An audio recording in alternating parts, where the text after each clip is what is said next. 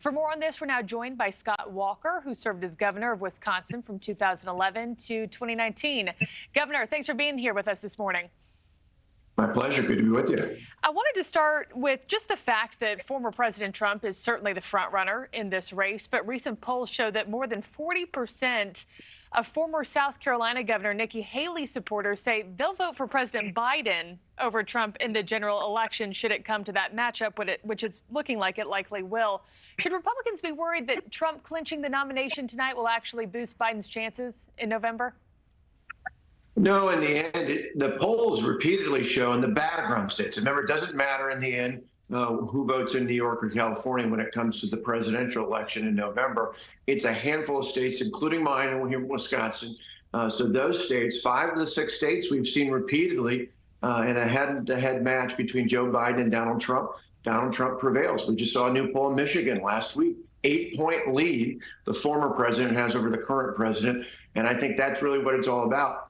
Nikki Haley and Ron DeSantis would be better positioned to win the caucuses tonight and the primaries coming up if there was a clear message that Donald Trump couldn't win, but that's not what the polls show. Yeah, and, you know, speaking of, it's a lot of eyeballs on who's going to clinch second place tonight. As you know, success in Iowa doesn't often lead to the Republican nomination, let alone the White House. In fact, since 1976, only 4 Iowa caucus winners have gone on to get that Republican nomination. How closely should we be paying attention to second and third tonight, as opposed to who walks away this evening, the absolute winner? Absolutely. Donald Trump's going to win going away. The big question is, with all the time, with all the effort, Ron DeSantis did the 99 county campaign. He put a major emphasis on this state. If he doesn't finish with a strong second, I think his campaign's probably done. Nikki Haley, if she were to, as the polls suggest, were to finish second tonight, that certainly bodes well for her going into a week from tomorrow in New Hampshire.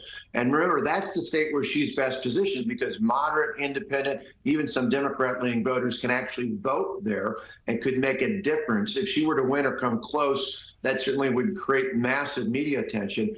But then after that, you know, when the race goes on in South Carolina, for example, you'd think that her being the former governor would prevail. But in that state, the polls show a massive lead for Donald Trump. And I think that's where, in the end, he ends up being the nominee. And if Joe Biden's the nominee for the Democrats, I think the 45th president becomes the 47th president. Yeah.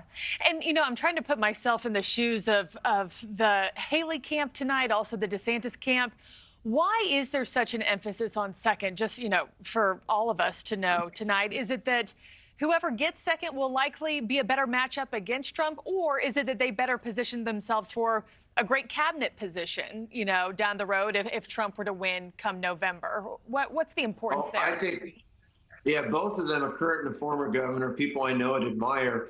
I think in the end, they're playing to win. They want some momentum. All the talk coming out tonight won't be about former President Trump winning, because that's a given. But if one or the other of them ends up being reasonably close, has a strong finish, that bodes well coming into future events. But again, I said this after the first debate and in the subsequent debates, each of these candidates had an uphill battle, because for those who are from the Midwest who may not talk or tweet the way that Donald Trump does on occasion, we admire the fact that he gets the job done.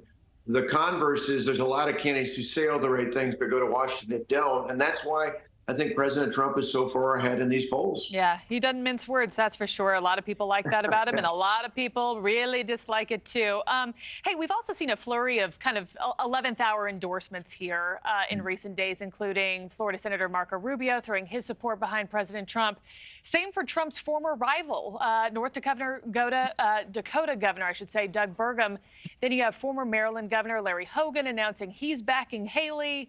Do you think Iowans are paying attention to these endorsements today? And do you think they'll impact how people actually go and vote tonight? No. I think in the end, endorsements only matter if they're unexpected. I know all those folks. I appreciate them. They come from different backgrounds, but more conservative candidates going with President Trump or Governor DeSantis, more moderate candidates going with Nikki Haley. That's pretty much what voters would expect. The only thing that's going to change their mind is something that one of these candidates have said. And probably when it comes to tonight and others, really, as I've said all along, The biggest thing that's going to change people's mind is what they think about what Donald Trump does himself, for better or for worse.